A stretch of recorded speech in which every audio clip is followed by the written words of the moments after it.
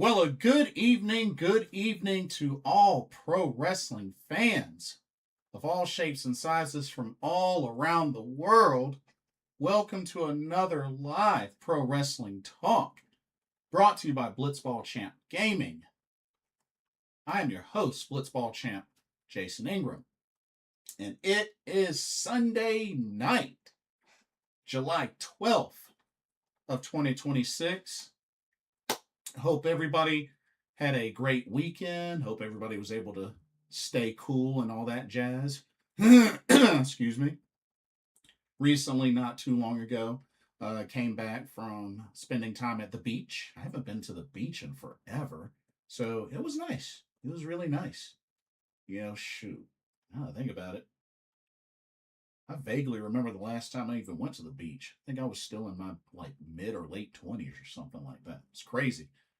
But had a good time. It was a lot of fun. It was very relaxing. And it was just a really good opportunity to kind of get away for a bit and chill and just chill out. You know what I mean? But hope everybody else's weekend has been great. Hope everybody's doing well, staying safe, enjoying themselves, all of the above. Well into half of 2026. It's crazy already. But it's all good. It's all good.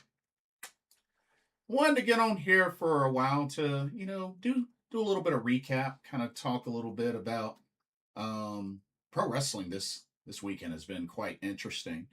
Gonna talk a little bit about the Stardom 5-Star Grand Prix. They had their press conference and there was some breaking news that came from it that I wanted to talk about. Also wanted to go over the opening of the G1 Climax 36 tournament, which just kicked off, and want to go over who picked up their first 2 points of the tournament. We'll go over that. And then I wanted to review both Senjo the Biggest, of course, as part of the Sendai Girls 20th anniversary tour that they've been on for a bit.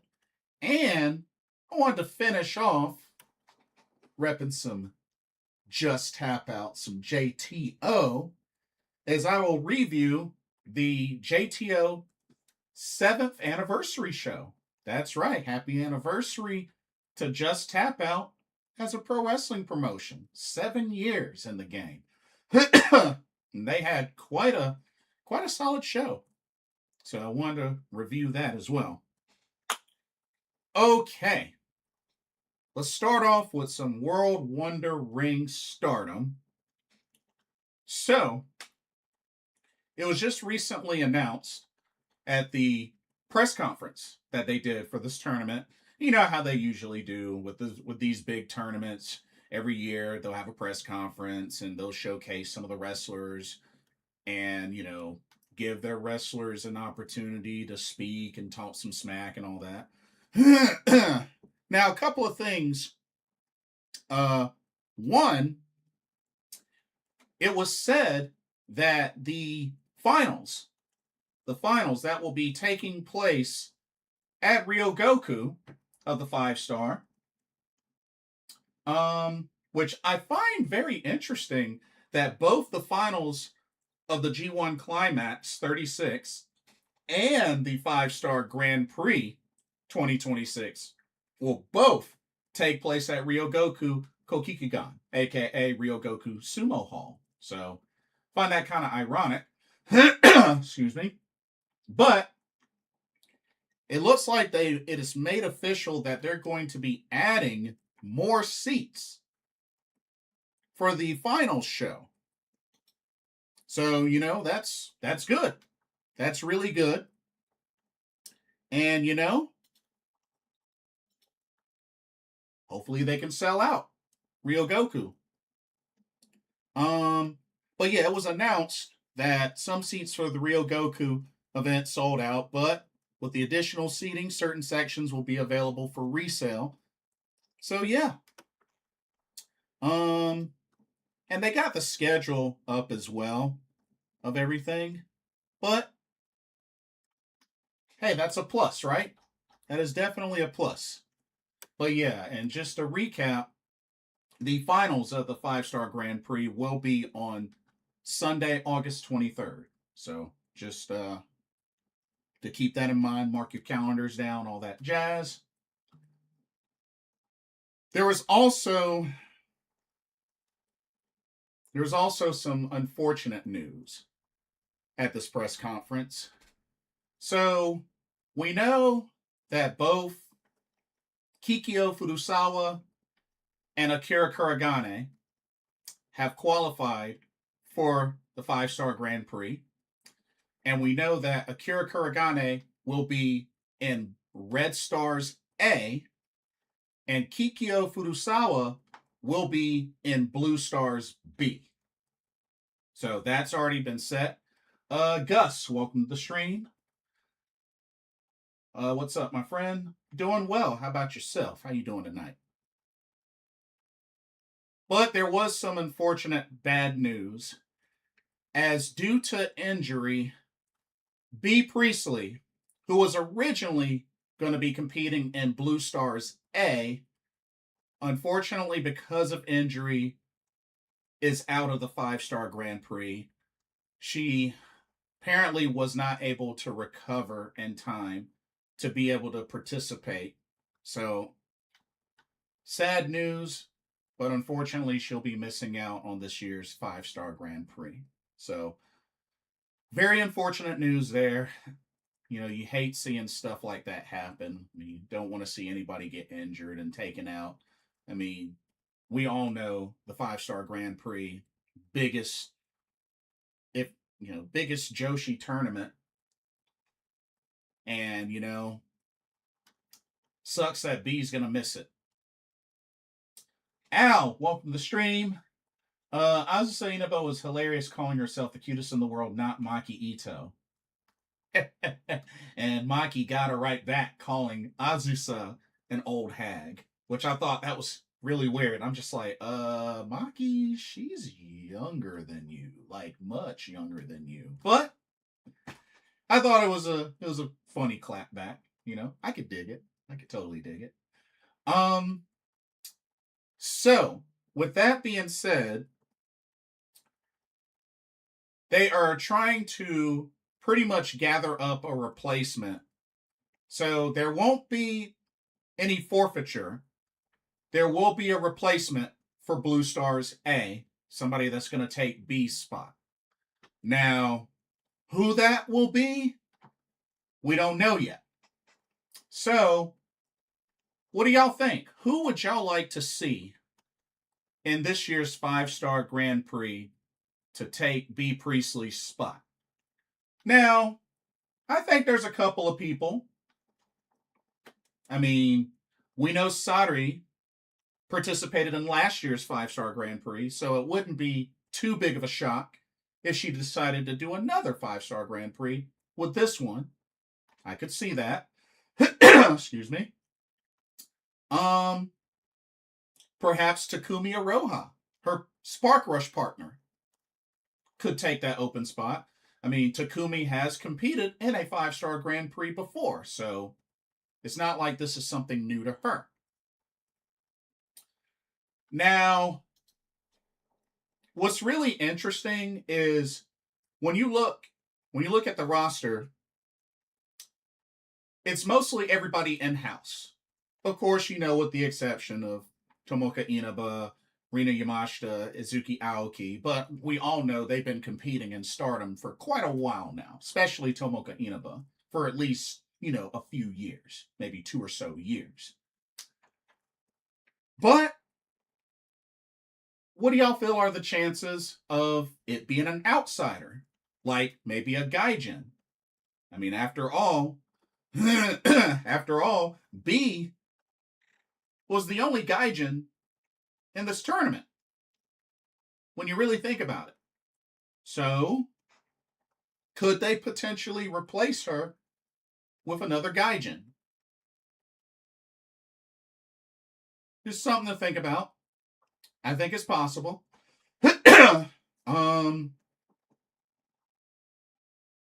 I don't think Momokogo is cleared, so I don't see it being her. It is kind of weird that, no Saori Anou, no Natsupoi. We already know no Hazuki, no Shuri. But, yeah, I don't know, y'all. Al says, down for someone from AEW CMLL to come in and participate. Honestly, I would love for it to be somebody from CMLL. I think that'd be pretty cool if it was somebody from CMLL. But AEW, I mean, it wouldn't be the first time. I mean, of course, we know Anna Jay participated in a 5-star Grand Prix. So, I mean, hey, you never know. But I would like that. I personally would like that. Part of me feels like it should be another Gaijin. Hendrix, welcome to the stream. For CMLL, it should be Tabata. I'd be down for Tabata. I think that'd be a good choice, especially considering Tabata has competed, I believe, in 2 Cinderella tournaments. So, I'd be down for her competing in a 5-star. I'd totally be down. But, word is, so I'm hearing 2 different things. I'm hearing 2 different things. I'm hearing on one end that they're going to make an announcement very soon, like before the end of this week. And then I'm also hearing that they aren't going to announce the replacement until the opening, like right before the opening matches, like during the opening ceremony. That's what I've heard. So, I mean, I'm hoping the sooner the better so I can do a legit preview. But if they're not going to announce B's replacement until the opening ceremony, I mean, that's kind of lame. I hope that's not the case, but if it is, that'd be kind of lame because I want to do a deep preview because I took notes and everything. Rockus, welcome to the stream. He says it would have to be someone that isn't sticking around long, that's fair. That's definitely fair. Hendricks said 2 Cindy's already on her belt. Should definitely get a 5-star entry as well. Okay, yeah, thank you. I figured it was 2 Cinderella tournaments, so yeah, thank you for the confirmation. But yeah, so I really hope that Mr. Okada makes the announcement ASAP. I mean, I know right now it's only Sunday, and they still got the rest of this week. I mean, the tournament doesn't start until Saturday, so we still got some time. But hopefully, they'll make an announcement soon, very, very soon. But yeah, and of course, you had some funny moments during the press conference from Rion showing up late and still in her wrestling gear, from Yuna Mizumori trying to invite others to join her to watch Supergirl, from Momo Watanabe just sitting there looking totally like she doesn't want to be there, from, what else? Shoot, May Sarah talking smack, Suzuki talking smack, and hoisting up the World of Stardom Championship. From Starlight Kid guaranteeing that she would win the 5-star. So, something to keep in mind there. And they did video packages for folks like Rina Yamashita, Zuki Aoki, Saya Iida. I would have thought they would have done one for Lady C, but she was nowhere to be found. Al says, I'm here so I don't get fined. Momo Watanabe pulls a Marshawn Lynch. She's totally somebody that could do that. And I bet it was already uncomfortable her sitting next to Momo Watanabe. But of course, it was funny her going bleh to Yuna Mizumori. I thought that was pretty funny, and apparently totally broke Koguma when she did that. It was so funny. Saya Kamatani being unserious. Yeah. Bleh. Bloody Money 47. Welcome to the stream. What's up? I'm doing good. How you doing? You just finished watching String Six Splash's live stream. Oh, how was it? I think he did one with Meerkat, right? Because I checked out the one that he did with Enigma. Um, I assume he did one with Meerkat. Gus says New Japan just has night one of the G1 in Chicago, 4,500 in attendance. Very nice. Could we see a Joshi tourney in the States sometime soon, even if it's only one night of said tourney? Doubt it. Doubt it. It's not big enough yet. But the only promotion that I could see to take that risk to go for that would be TJPW. I could actually see TJPW doing, like, say, the first round of the Tokyo Princess Cup in the States, especially with the presence that they've had in the States so far with just regular shows. So if I had to pick one, I'd say TJPW doing like the first round of the Tokyo Princess Cup. I could see that happening in the US. Or heck, maybe even the Max Hart tournament, the tag tournament. You know?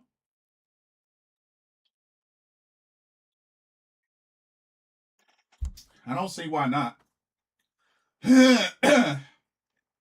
um Hey, keep pounding. Welcome, welcome. What's up? Just sent my Twitch people your way. Hey, I appreciate that. Thank you. Hope you're doing well. Glad you enjoyed the AC/DC concert. Good stuff. Al says, pending on the city, maybe. I'm thinking it would probably, since they've been able to sell out in Texas, I think it would probably end up being Texas. I could see them doing that in Texas. Or maybe California, maybe West Coast, perhaps. But yeah, I could definitely see that happening. Bloody Money says he is with Meerkat Ultra discussing the 5-star Grand Prix and the IWGP Women's Championship title match. That also they addressed B Priestley injury and who is their replacement. That's right. We do have Natsupoi getting her title shot at the opening of the 5-star Grand Prix. Which it makes me wonder if they're going to make that the main event or kind of put that in the middle or semi-main event. I don't know. Let's see. As a matter of fact, do they already have the card?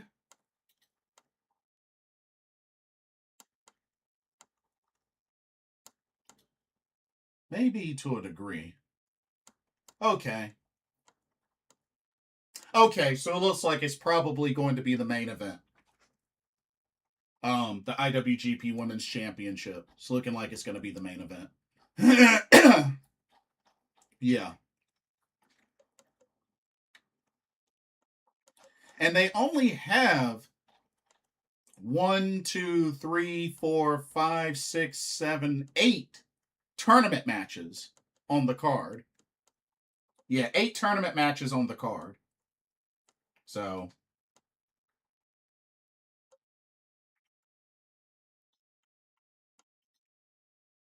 I'm guessing that's just all that they're gonna do on the opening night. Cause I mean that plus the title match, I mean that's 9 on the card. I can't really see them adding more, but maybe they will. Maybe they'll add one more and they'll make it 10. But we'll see. Gus says, speaking of TJPW, I hear they had a benefactor to help them in Texas. True or false? I mean, I'm sure it's probably true. I mean, it wouldn't surprise me. I know they've partnered up with Tokyo Story, so I'm sure it's probably true. Which, I mean, that's not a bad thing. It's definitely not a bad thing. But yeah, I would say it's probably true. But, you know, can't take away the fact that they sold out a show and broke their attendance record by themselves, not collaborating with another promotion. They can at least say that they've done that. It's cool. It's good. It's awesome. I love it. But yeah, hopefully they'll make an announcement soon on B. Priestley's replacement so that hopefully I can do my preview. Also something I wanted to mention before moving forward, since the tournament has come to its conclusion, I might as well talk about it a little bit, even though I didn't get to see a single match for obvious reasons. Pro Wrestling Wave. Want to say congratulations to the Catch the Wave 2026 tournament winners. Winning the young block is Seedlings Miria Kuga, who defeated Miku Kanae in the finals. So congratulations to Miria Kuga from Seedling on winning the young block of the Catch the Wave 2026 tournament. Winner of the Elizabeth block is their very own Yumi Oka, winning the Elizabeth block, which that's usually the triple threat block. But yeah, so she takes home that prize. And then the main winner, the Namijo block winner, the main Catch the Wave tournament winner, goes to Pro Wrestling Diana's own Haruka Umesaki, who defeated Honoka in the finals to take home the trophy, the 1 million yen, and she earned herself a shot at Izuki Aoki's Regina de Wave Championship, which will take place on August 15th. So, look forward to that. It's a little while away, but congratulations to Haruka Umesaki, which I believe this is her first Catch the Wave tournament victory. So, congratulations to her. And yeah, very good. Very good stuff. Gus says, thoughts on New Japan Pro Wrestling sale to TV Asahi and Cyber Agent from Bushi Road? Definitely quite interesting. And you know what? At this point, I would not be surprised if they eventually ended up landing on Wrestle Universe. I mean, in the times of pro wrestling, a lot of interesting things have happened. I mean, after all, I never had AAA getting bought out by WWE on my bingo card. So at this point, anything can happen. But I mean, you know, we'll see. We'll see how things develop a year into this deal. Hendrick says, I'll probably just write B's entry as normal on the haters guide, but we'll add an editor's note. Haruka winning the belt, trust me. Oh, she probably will end up dethroning Izuki Aoki. As a matter of fact, I think the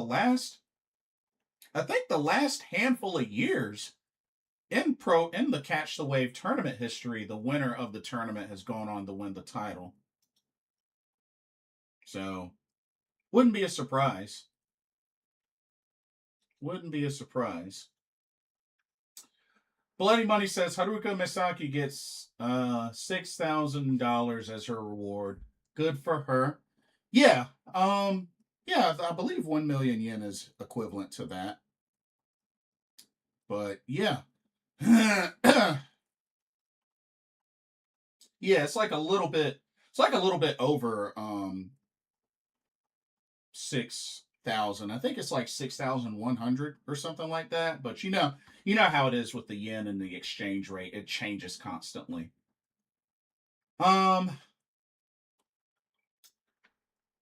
Logan James, welcome to the stream. Takeshita versus Yota Tsuji was an absolute banger. Made it feel like a true G1 Climax classic. You know what? Let's go ahead and transition to that. Yeah, let's transition to that. Yes, I agree. Definitely was a solid match. But let's see how everybody else did. Got my spreadsheet up. G1 Climax 36 kicked off in Chicago in quite a big way. But let's take a look to see how this first night went. Shall we? All right. Starting off with Block A. The competitors that won their opening matches are Ryohei Oiwa, Yuto Ice, Jake Lee, Yota Tsuji, and Hiroki Goto. So let's start from the bottom. Ryohei Oiwa, who qualified for this tournament, defeated Bolton Oleg. Was a good one-on-one battle between these two. Definitely went back and forth, but Ryohei Oiwa gets his first 2 points of the tournament. But yeah, way to come out swinging for Ryohei Oiwa of TMDK. Yuto Ice, one half of the Knockout Brothers. Honestly, this was definitely a top 3 match of the night. Him and Great-O-Khan, I mean, they really beat the crap out of each other. But Yuto Ice getting his opening 2 points. A big victory over one half of the IWGP Tag Team Champions that dethroned the Knockout Brothers and the Great-O-Khan of United Empire. So, Yuto Ice got a little bit of revenge there to pick up 2 points over the Great-O-Khan. Jake Lee. Oh, man. Shingo. Dude, that's 2 years in a row that you've lost your opening G1 match. What the heck, man? What the heck, man? And you lost to Jake Lee. I'm sorry, but I just feel like Jake Lee was a lot better in Noah. I thought he was a lot better in Noah when he was the leader of the good-looking guys, but that's just me. But Jake Lee beats Shingo Takagi to get his first 2 points of the tournament.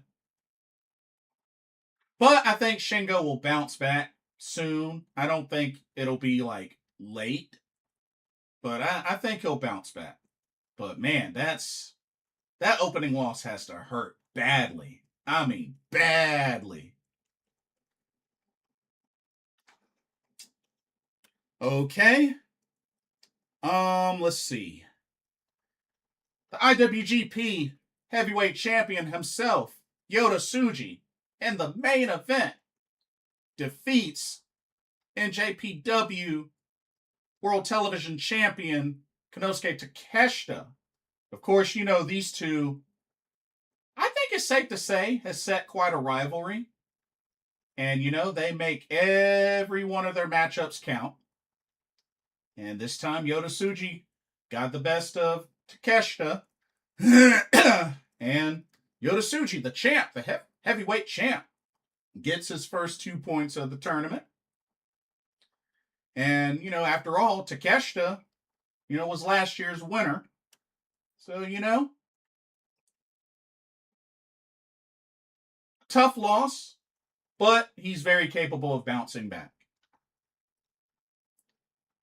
My main man, one of my favorites, Hiroki Goto. Tough battle against Sanada, but was able to defeat Sanada. Hit that GTR, that Goto Revolution, to pick up his first 2 points of the tournament. So, some of my favorites, a few of my favorites there, picking up their opening 2 points. But yeah. So just to recap, Hiroki Goto, Yota Tsuji, Jake Lee, Yuto Ice, and Ryohei Oiwa pick up their first victories, and they gain themselves 2 points. Before we go to the B block, let's take a quick glance at the next upcoming matchups, which I believe night 2 will be this coming Saturday, July 18th. So let's see what we got here. Oh, I see one. Ooh, Takeshita versus Jake Lee. Okay. Takeshita should be able to win that one. I can't see Jake Lee beating Takeshita. But then again, I didn't really see him beating Shingo, so I mean, you never know. Pro wrestling tournament season, you never know. But I think Takeshita will bounce back and beat Jake Lee. Let's see. Hiroki Goto. Ooh, Hiroki Goto versus Yota Tsuji. Oh, I'm excited for that one. I'm very excited for that one. Two of my favorites going at it. Oh, man, that's going to be a banger right there. Yota Tsuji, Hiroki Goto. Shoot, that's main event worthy right there. That is main event worthy. Looking forward to that. Let's see. What else we got? Bolton Oleg versus Yudo Ice. Okay. I think Bolton Oleg will bounce back. I think he picks up the 2 points of this one. I think he picks up the 2 points in this one. I would love to see Hiroki Goto beat Yota Tsuji. I mean, it could go either way, but I'll be pulling for Hiroki Goto to beat Yota Tsuji. But I won't be mad if Yota Tsuji wins. Let's see. What else we got here? Shingo Takagi versus Ryohei Oiwa. I think Shingo should have that one. But Ryohei Oiwa, many say could be a sleeper. I mean, after all, him and Zack Sabre Jr. did win the World Tag League. So, I mean, it's possible. I mean, that would be a pretty big upset for Ryohei Oiwa to defeat Shingo. But I think Shingo's got this. I think he's got this. Let's see. Sanada versus Great-O-Khan. Okay. Two opponents trying to get their first win. This could go either way, to be honest with you. I think probably Sanada takes it, but it could go either way. It could definitely go either way. Let's see. But yeah, those are the July 18th matchups for the A block. But yeah, I'm really going to be super focused on Hiroki Goto, Yota Tsuji. I think that's probably... I could see that being the main event. I really could. Okay, let's take a look at Block B. Okay, Block B. So by default, we know that Gabe Kidd and Drilla Maloney haven't had their matches yet. So just wanted to note that they haven't had their matches yet. So that's why they don't have a score. But let's talk about those who cashed in on this opening night.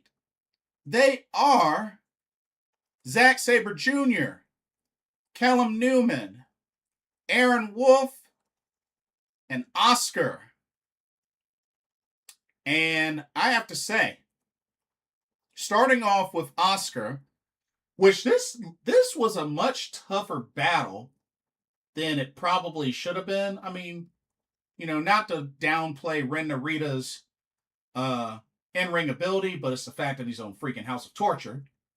But that match definitely went back and forth. But eventually, Oscar was able to get the Nightmare submission sleeper hold on Ren Narita to make him pass out.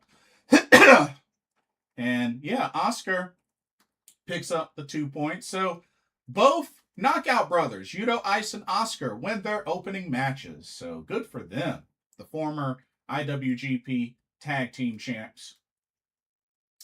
And then Aaron Wolf, the current never open weight champion, entering his first G1 Climax tournament. opens up with a big victory over Hanare, one half of the IWGP Tag Team Champs. What a battle. What a battle between these two big behemoths. But Aaron Wolf makes the best of his G1 Climax debut and picks up the victory. Picks up the 2 points. Shout out to Aaron Wolf. You know, it'll be very interesting to see how his tournament goes. Because I know many could argue that he really shouldn't even be in this tournament. But the other side of the argument is he did qualify for this tournament. It was not like he was just thrown into this tournament. He did qualify. And my whole thing is, if there are qualifiers and they win their matches, then they deserve to be in the tournament. I think that's fair. I think that's fair. Okay. Next up, the Prince, Callum Newman, defeating Yuya Uemura, Heat Storm Yuya Uemura, which, of course, we know that was a rematch from the New Japan Cup. And it seems like Callum Newman has had Yuya Uemura's number lately. Like, what's up with that? Like, goodness gracious. But yeah. And there was some speculation, it seemed, whether Callum Newman was even 100% ready to compete. Because we all know he suffered the injury when he lost the IWGP Heavyweight Championship to Yota Tsuji. But Callum Newman, able to bounce back, enter the G1, and pick up his first 2 points, opening against Yuya Uemura. But yeah, we'll see how the rest of his tournament goes as time passes. And then Zack Sabre Jr. for good battle against Shota Umino. Of course, that was the Wrestle Kingdom 19 main event. So they ran that back. Zack Sabre Jr. once again defeats Shota Umino. And of course, we know Zack Sabre Jr. has won this tournament before. So, of course, we all know he's going to be a threat. And this is proof of that. So, yeah. Zack Sabre Jr., Callum Newman, Oscar, and Aaron Wolf of the B Block win their opening matches and pick up their first 2 points of the tournament. So now, let's look at next matches. And I see there's some for July 18th. Let's see. Let's see what we got here. There's actually some for July 18th and 19th, so I'll take a look at both. Let's see. Let's start with the 18th first. Okay. So actually, on the 18th, we're going to get Drilla Maloney versus Gabe Kidd. So yeah, to start out, we're going to get Drilla Maloney versus Gabe Kidd. Okay, I'm going to get that matchup. That should be a solid match. I know Drilla Maloney, who competed in last year's tournament as well. Drilla Maloney has really been on the rise in singles competition. So I could really see him, part of me could see him upset Gabe Kidd. And I know Gabe Kidd just won back the IWGP Global Heavyweight Championship, defeating Shota Umino. But it's really interesting being that both these guys were in Bullet Club War Dogs together, but they've gone their separate ways. And it'll be very interesting to see what happens here. But I would not be mad to see a Drilla Maloney upset. But we'll see what happens. Let's see. Any more July 18th? Oh, here we go. Oh, no, that's just Gabe Kidd, Drilla Maloney. I think that's the only July 18th matchup for the B block. So, let's take a look at July 19th. Okay. We got Shota Umino versus Aaron Wolf. Okay. That actually could go either way. That could go either way. I mean, Aaron Wolf just beat Hanare, who's, tag champion. I mean, that could probably go either way, but something tells me Shota Umino will probably beat Aaron Wolf. But you never know. You never know. We got Yuya Uemura versus Zack Sabre Jr. Oh man, Yuya. Dang, after losing to Callum Newman, his next match is against Zack Sabre Jr. Oh man.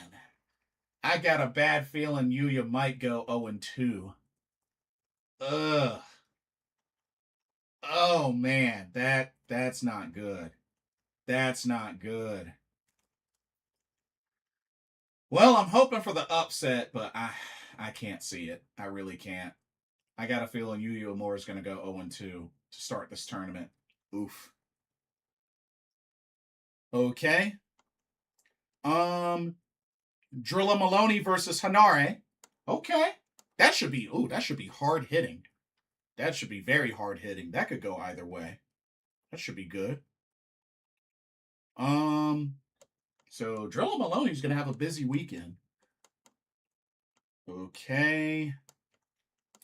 Callum Newman versus Ren Narita. That's an interesting one. That's a very interesting one. But of course, I want Callum Newman to win because bump House of Torture. But that's a very interesting matchup there. Let's see. Gabe Kidd versus Oscar. Ooh, that's quite a matchup there. A clash of different sizes there, because, I mean, Oscar towers over Gabe Kidd. I mean, Gabe Kidd's not that big, but man, that's going to be a very interesting matchup there. Oscar and Gabe Kidd. Man. And yeah, Gabe Kidd's going to have a busy weekend. But yeah, those are your July 18th and 19th matchups from the B block. But yeah. So they got a nice little break before tournament action resumes. But yeah. But yeah, shout out to all those who attended the show in Chicago. Hope everybody had fun. I know they did some meet and greets. I think I talked to a couple of friends that attended the show and really had a good time. So hope everybody enjoyed themselves at the opening night. I wonder how they did attendance wise. I'm curious. Let me see how they did attendance wise. Here we go. Okay, 4,125. Not bad. Not bad at all. Very good. Very good. And as a matter of fact, let me see. Do they even have the preview up for? Okay, so they do have the night 2 preview. And oh yes, Yota Tsuji Hiroki Goto is the main event. Yes. Yes. Cool. Awesome. Yeah. Oh yeah. That's gonna be really cool. Sweet. That's what I was hopeful for. I was really hopeful for that.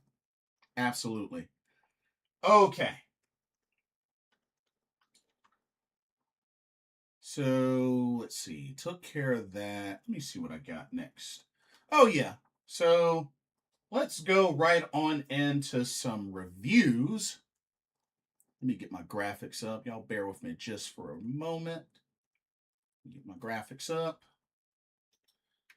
We're going to go into Senjo the Biggest.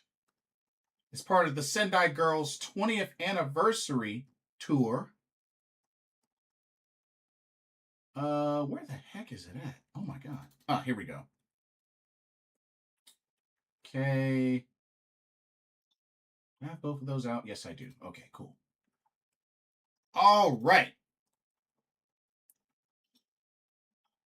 Okay. Senjo the Biggest, which took place earlier today, July 12th. This was at the Zebio Arena in Sendai, Miyagi, Japan. Of course, you can watch this on Wrestle Universe, so if you haven't seen it, definitely check it out. It's really good. But let's go ahead and dive into the review. First up, the show opened up with a tag match with the combination of Yura Suzuki and Lady Godzilla, Hiroyo Matsumoto. And they took on the team of Anaki, Ryo Mizunami, and Saori Anou. Yeah. Match lasted 7 minutes, 1 second. Pretty solid match. Definitely like the clash of both teams, and Yura Suzuki got lit up from those corner machine gun chops from Ryo Mizunami, which I felt bad for Yura Suzuki, and I was just thinking, Hiroyo, get in there and help your partner. She's like taking 100 chops. Like she was taking chops for like a straight, 4 minutes? I'm like, Hiroyo, like, help your partner. What the heck are you doing? Like, it was so funny. It was really, really funny. But very enjoyable match. I wish it could have been like 10 minutes, but it was the opening match. But overall, it was pretty entertaining, especially the corner machine gun chops spot. But it would be Ryo Mizunami that picked up the win for her team, pinning Yura Suzuki after hitting her with a spear.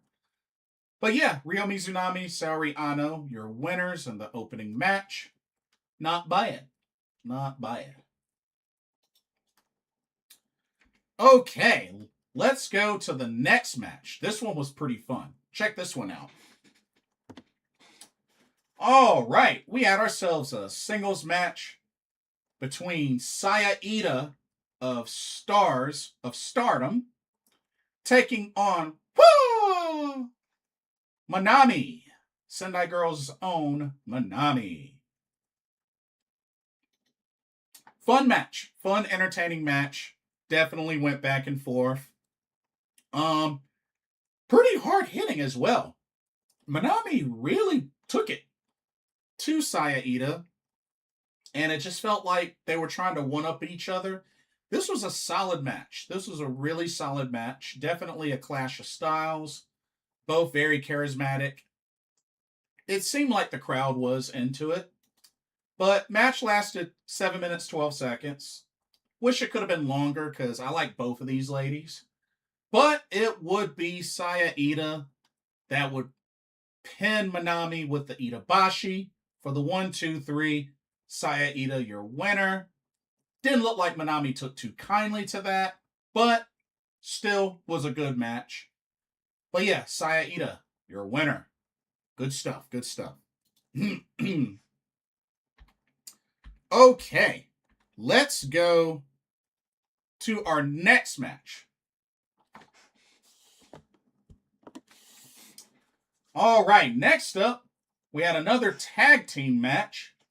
We had the team of Miku, Kanae, and the legendary Aja Kong taking on YUNA and Sendai Girls' newest trainee, Reina Takano. Reina Takano making her debut at Senjo the Biggest. Very, very nice. Match lasted 14 minutes, 23 seconds. So this had a good amount of time. And I definitely liked what I saw from Reina Takano. And it didn't take her long to really start to get involved in this match. Threw out a bunch of drop kicks, a little bit of chain wrestling. And then, her drop kicks were getting stronger later in the match. And, she definitely took her licks from both Aja Kong and Miku Kanae, which I felt like her and Miku Kanae, Miku Kanae is a little bit more experienced. She's been around longer than Reina Takano, but I like the matchup. It was a good starting matchup for Reina Takano. Of course, YUNA, former Sendai Girls World Junior Champion, really showcased here. But not bad for Reina Takano's first match. Definitely got her feet wet. And I think she did good. I think she did good. I think she'll only get better. But Aja Kong with the finish, hitting a short arm lariat on Reina Takano, just dropping her. Didn't even use the Hurricane. Was kind of surprised.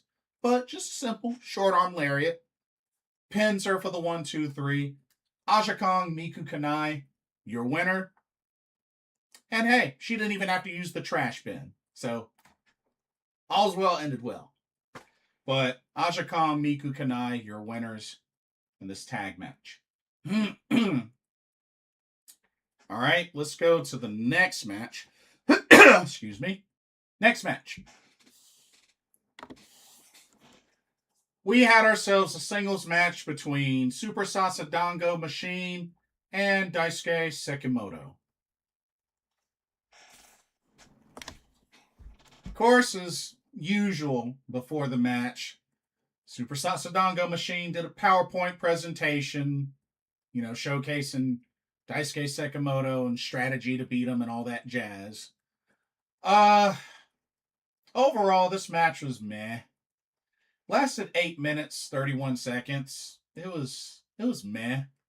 I felt like the only funny bright spots was when Daisuke Sekimoto was able to get Super Sasadango Machine's mask off, which he continued to wrestle for a bit without the mask before he put the mask back on. Of course, it eventually got knocked off again.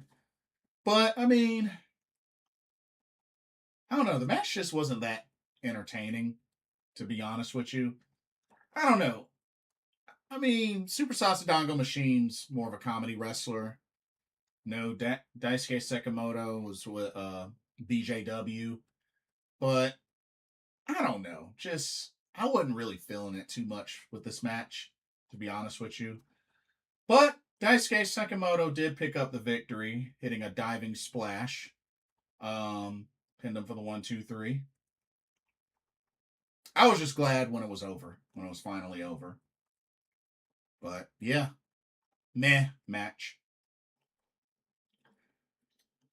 Okay, let's go to our next match. It gets even more interesting. Okay, next up, we had a 8-person tag match. Team number 1, we had Kuroshio Tokyo Japan, Stephanie Mays, and Sapphire Reed Anita Vaughn of Hyperactive. And they took on the team of Jaguar Yokota, Unagi Sayaka, Saira, and Senjo Daikannon. Oh man, this match was definitely something. Got a comment. Gus says, going to the produce show in New York City, so it'll be my first experience with Stardom talent. Any advice on interacting with them? Just be yourself. Be respectful, but just be yourself. Show your appreciation. Also, if there's some detailed stuff that you want to say to them, you may want to get Google Translate ready. Because after all, English is not their first language. So if you want to say some detailed stuff, like how much of a big fan you are and go into detail, you might want to get Google Translate ready. Just saying. But other than that, just be yourself. Be yourself, I mean, it's not really that much different from regular meet and greets with other wrestlers. It's just the only big difference. The only difference is the language barrier, really. I mean, aside from that, I will say if you can pick up a little bit of Japanese and speak to them in Japanese, they'll really, really, really, really love you more. That's one thing I have noticed. If you can pick up even a little bit of Japanese, like even a hello, a thank you, or like a compliment, something like that, they'll really, really appreciate that. It's one thing, international fans that speak a different language, if you show effort and speak even a little bit of their language, oh, they'll appreciate you. They'll definitely appreciate you. Al says, definitely gonna ask Kazuki if we can do the Queen's Quest pose together if she's doing meet and greets in Montreal. I'm pretty sure she will be. I'm pretty sure she will be. Yeah, I think, and 9 times out of 10, sometimes they'll ask you what pose you want to do. I'm just like, I remember when I met Mirai, she asked me, "Hey, what pose you want to do?" Some of them will do that. Some will ask you what pose you want to do. Hendrik says, noting since all of them are going, chat it up with Fuwa-chan. She's really fluent in multiple languages and would be awesome to chat with. Yes.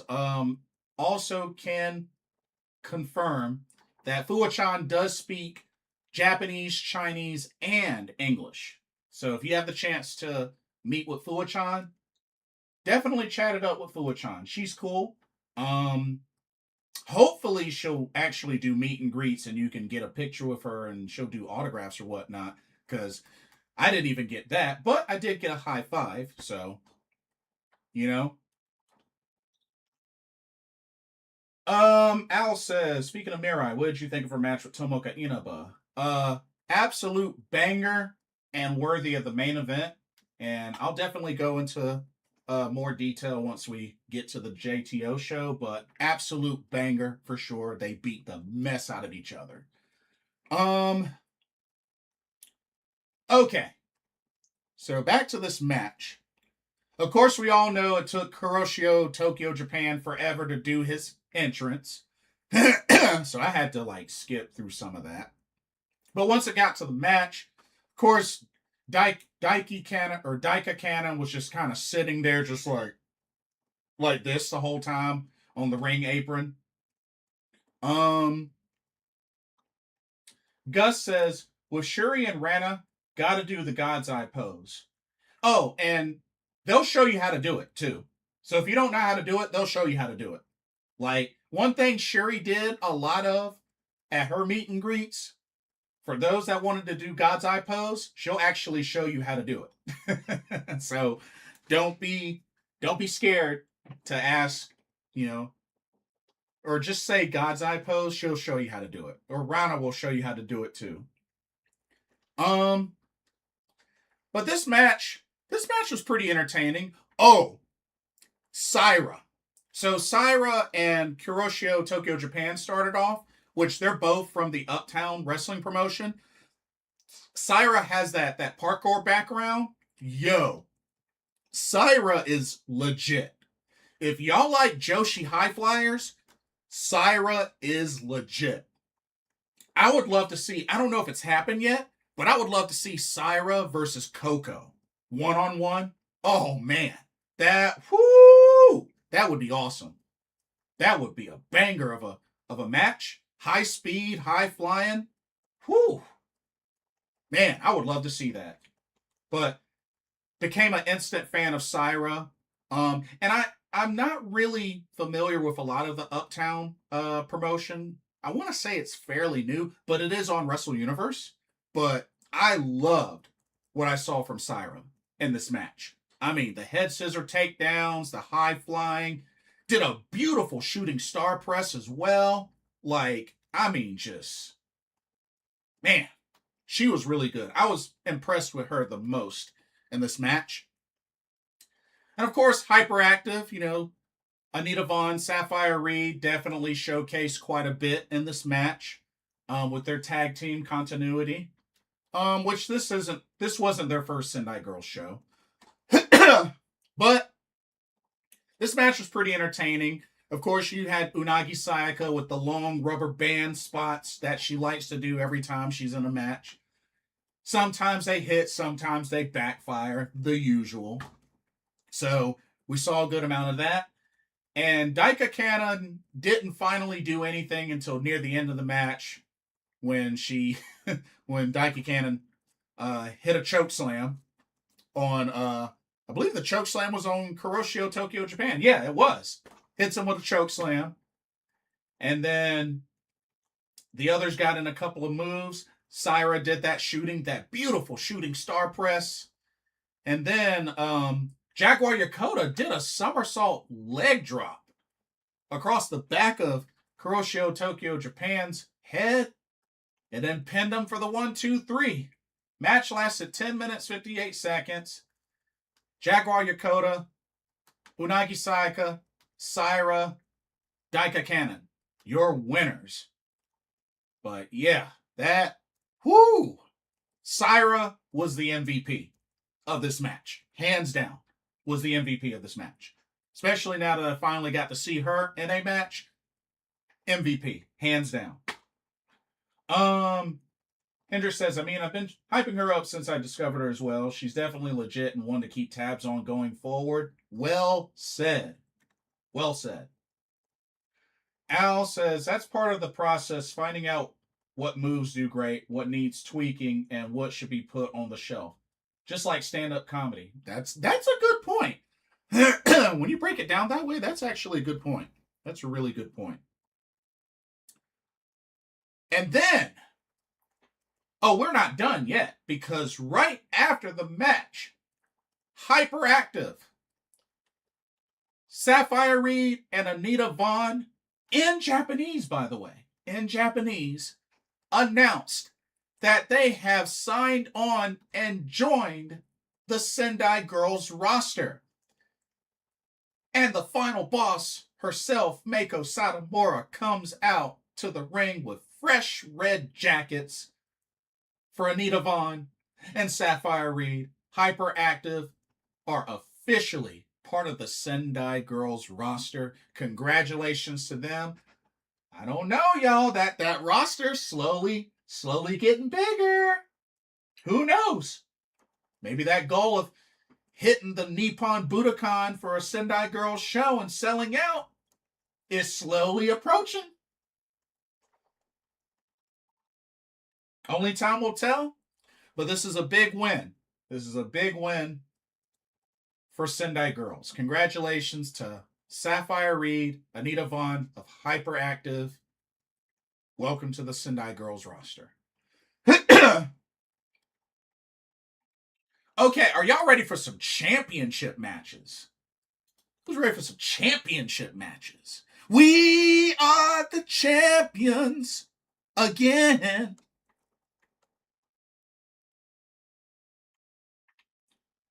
Okay. First title match. Let's dive in.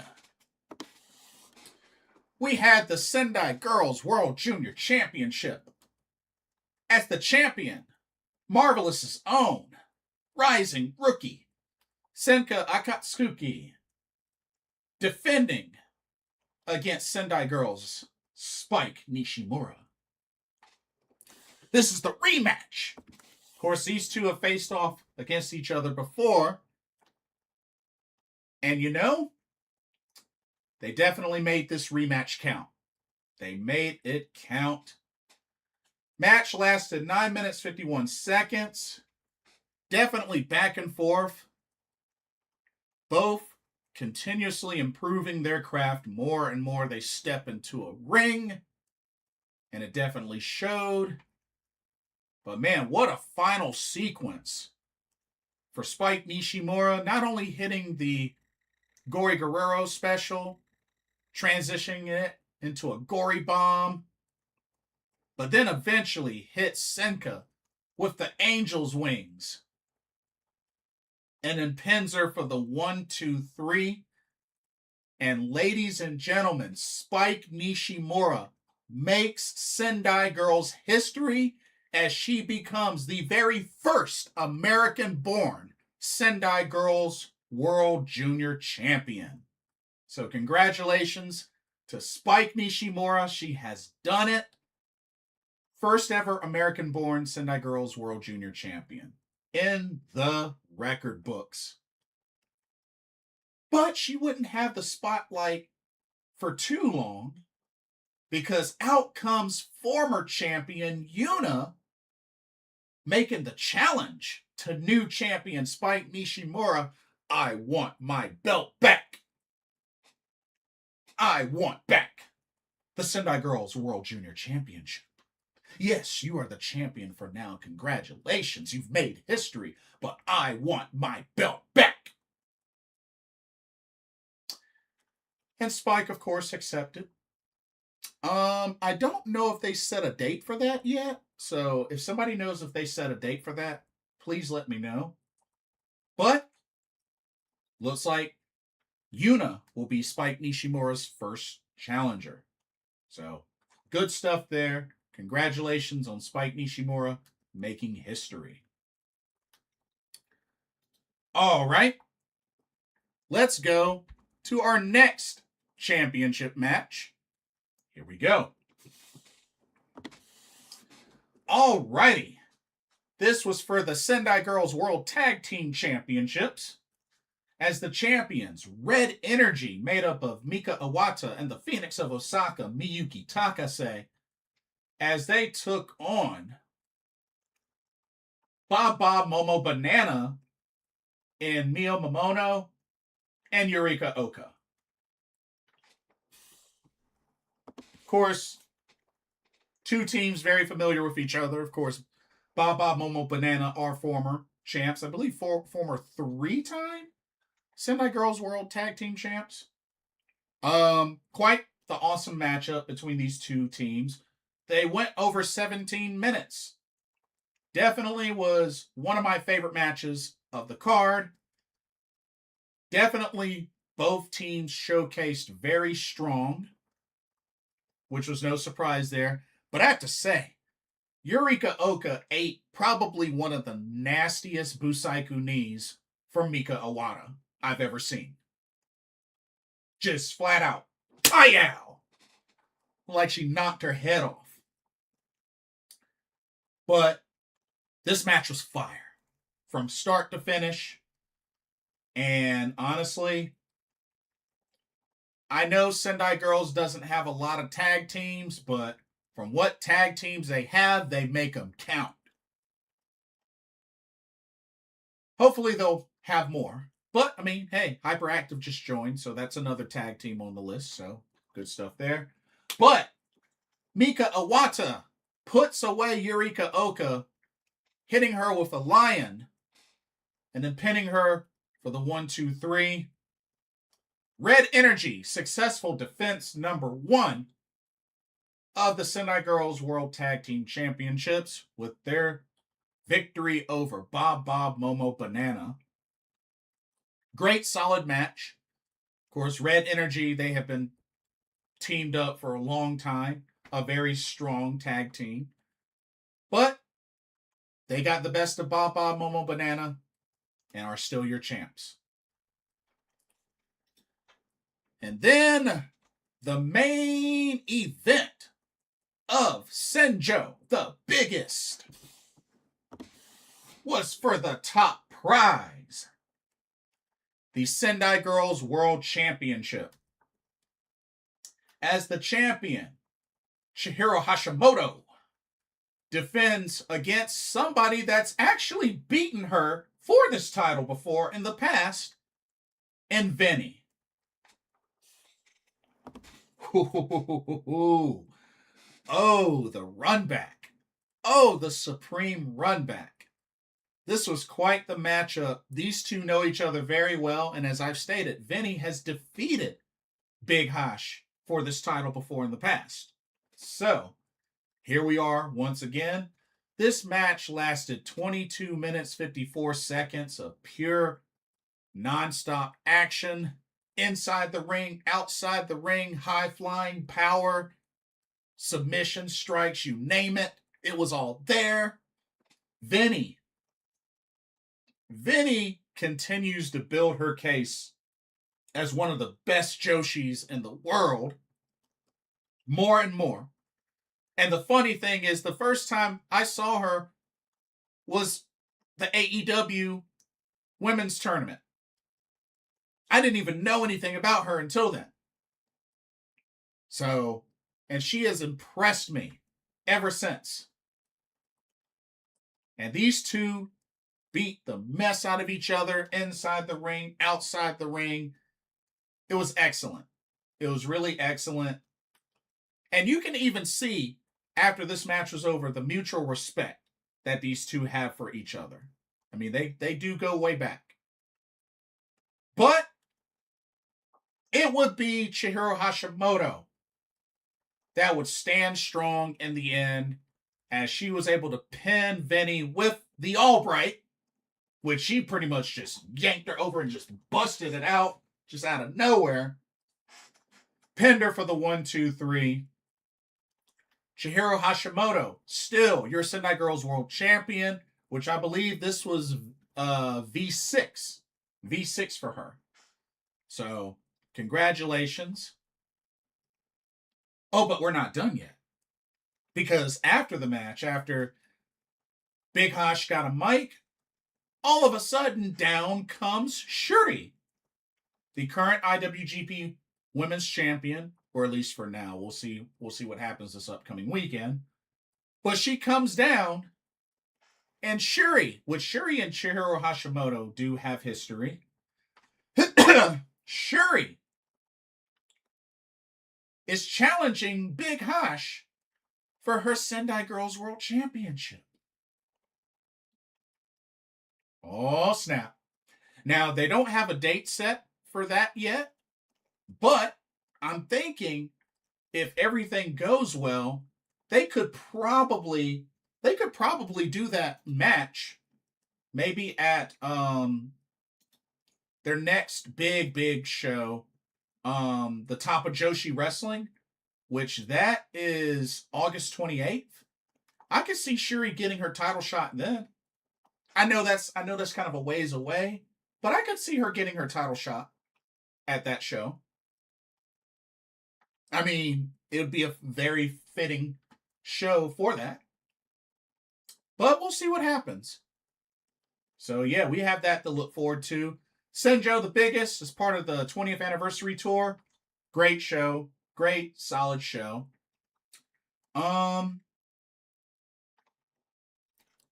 Sendai Girls continues to get better and better. Been really enjoying them.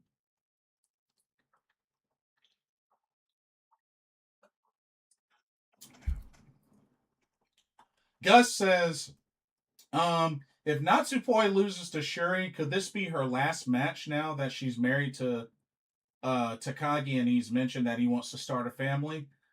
No. Honestly, I can't really see that happening until maybe the end of this year. Because I mean, you gotta think with all New Japan's doing, they got the G1 and all that. I don't think it's gonna be anytime soon.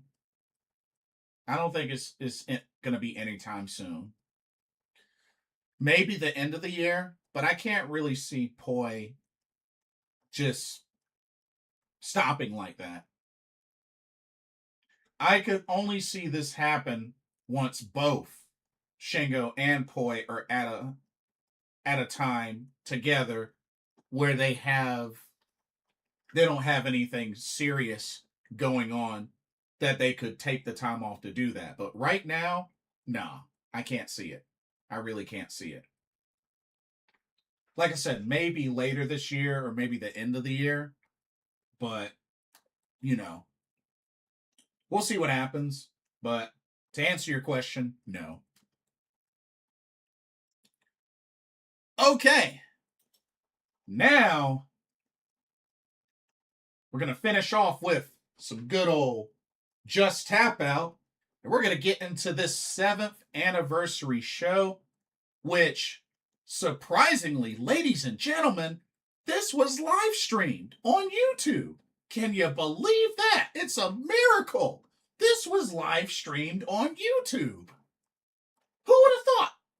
Who would have thought? Wow. JTO 7th anniversary took place July 10th at Corcoran Hall. And you know what? They had an attendance of 1,182 people. Not bad at all. Taka, I see ya, Taka Michinoku. I see ya. Like, why can't we have more of this? Huh? Where you at? Where you at, Taka? Where you at, Taka? Nani? Bakani stereo? Al says maybe in the next year or two for them to get their finances locked in. Taka remembered his password. Oh, that's too funny. That is too funny. But yeah, it's a miracle. It's really a miracle. And honestly, and I'm gonna get into the review in a second, but honestly, it's just I want to be able to get more into Just Tap Out. Like seriously, I mean, I bought merch. I got a Tomoka Inaba shirt. I got an Aoi shirt. And I'm hoping, when I do go to Japan, I get a chance to attend a JTO show. I'm waiting for them to announce some September dates. But like, in all honesty, from what I have seen of JTO, I mean, especially their bigger shows are pretty dang on good. I just wish they made them more accessible. I know they got a YouTube channel and all that, but it's like, dang, like, they take forever to upload shows. They rarely live stream these shows accessible to their YouTube. It's like, dang, you got some good stuff there. Like, flip it open. Flip it open. We want some. International fans want some. I want some. Do y'all want some? Flip it open. Taka, flip it open. Okay. I think I've ranted enough. Oh, man. Okay. Let's get into the matches. Okay. Al says they still haven't uploaded Tomoka Inaba versus Micah for the World of Stardom Championship. Dang. They still haven't done that? Oh, man. We may be waiting forever for that to happen. Hate to say it. Okay. So, first match. First match, we had a trios match where we had the team of Love Power K, Masked Rikyuu Jr., and Taka Michinoku, and they took on the trio known as Mayo or Mio. I don't know how you pronounce it, but it's made up of Black Y, Genta Yubari, and Miyamasa.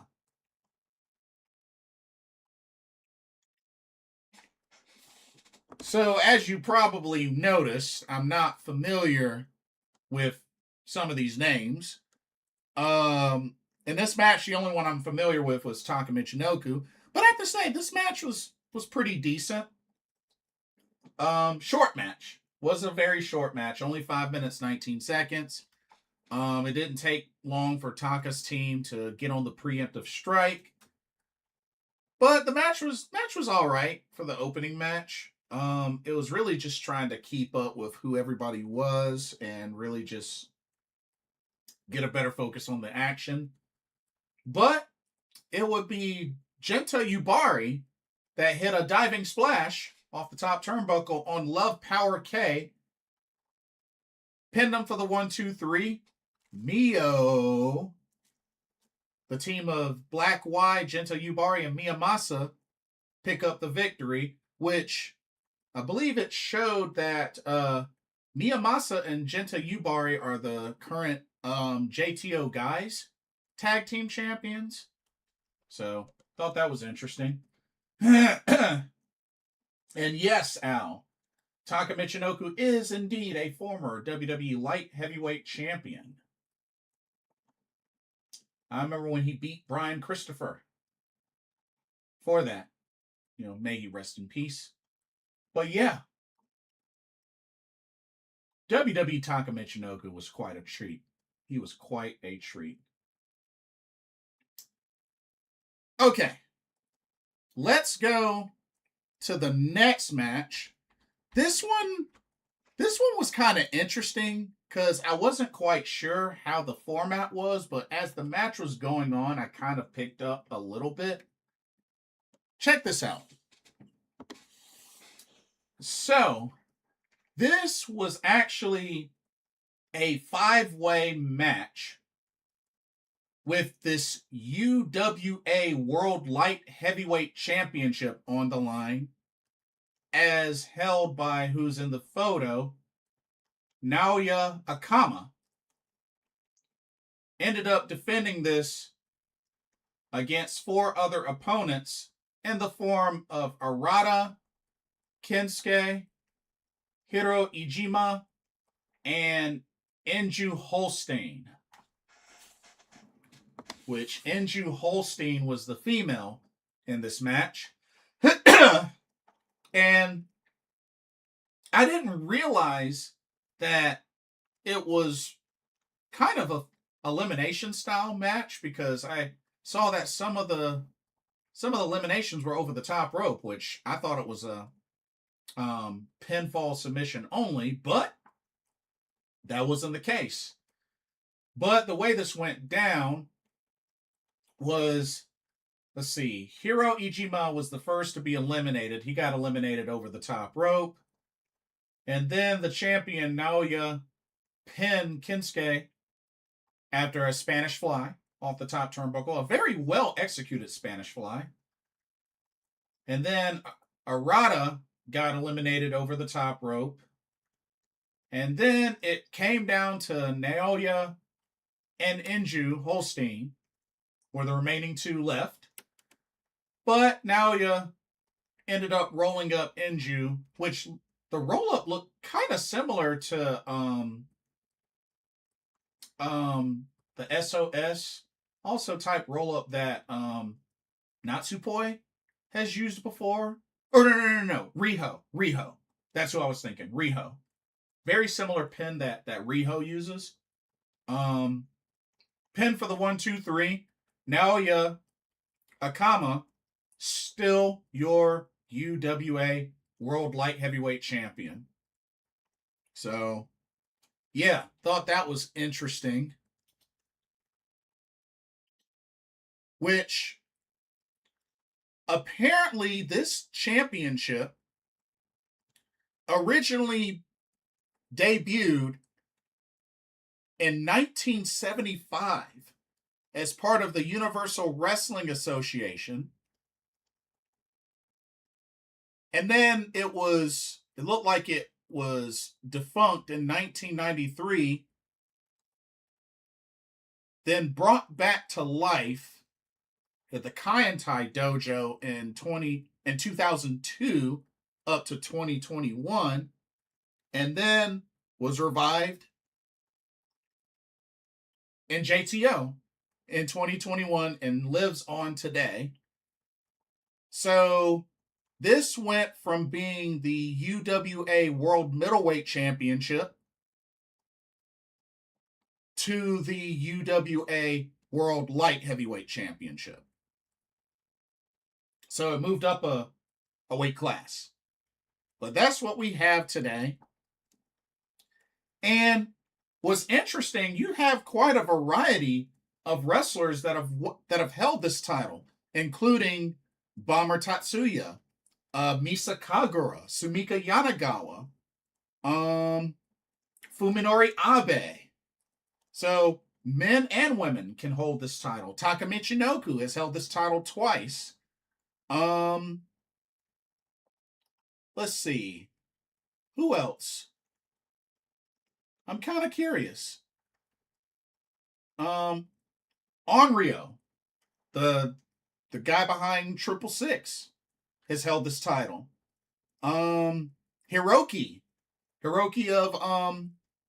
of Noah has held this title. Minoru Tanaka has held this title. Funaki has even held this title. Hector Garza, Ultimo Dragon, has a lot of history. Grand Hamada, Grand Hamada was the second champion. Interesting. Hendrick says Belt saw quite a few things along the way. Yeah, you're not kidding. But yeah, you learn something new every day. So thought that was pretty neat. But overall, that match lasted 8 minutes 37 seconds. All right. How about another championship match that showcases the ladies? Shall we? Let's do it. Next up. Alrighty, we had the JTO Girls Tag Team Championships on the line in a fatal four-way. The champions, 4-1, which are Misa Kagura and Sumika Yanagawa, they defended against the teams of Lavlika, Hinano, and Mizuha. Big Fusion, made up of Jumbo Inoue and Big Haruka. And the team of Aoi and her mystery tag partner, somebody that she was very familiar with. Together, they were part of the group known as Diamond Egoist.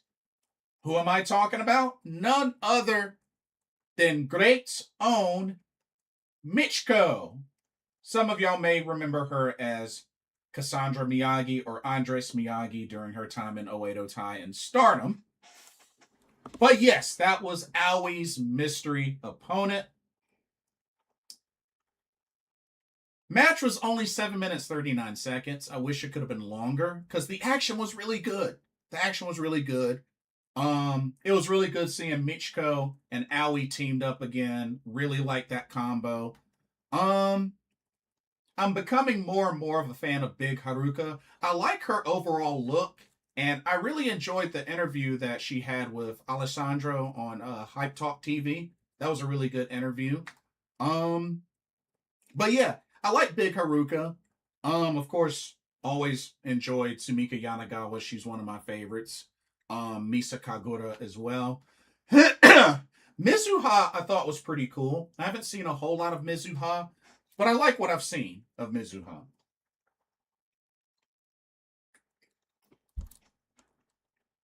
But this was definitely an action-packed match. I would have loved to have heard more of a bigger pop from the crowd when Michiko was revealed, but, you know. I definitely enjoyed the match from start to finish. Just wish it could have been longer. That's all. That's really my only minor complaint. But, in surprising fashion, Big Haruka levels Sumika Yanagawa with a big old running lariat. Just, baya! Stan Hansen would be proud. JBL would be proud. Shingo Takagi would be proud. I mean, Big Haruka just laid into Sumika Yanagawa, taking her head off with that running lariat. Pinned her for the 1, 2, 3.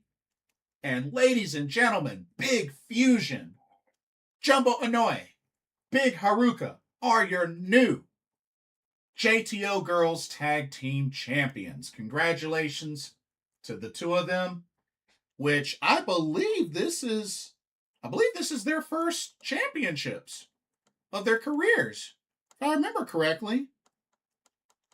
I don't know that much about Jumbo Inoue, but yeah, I believe this was their first championships. Yeah. Actually, yeah, that's correct. Hey, there's a first time for everything, and they made it count. Big Haruka, Jumbo Inoue, Big Fusion. And of course, after the match, they kind of had to rub it in 4-1's faces, but,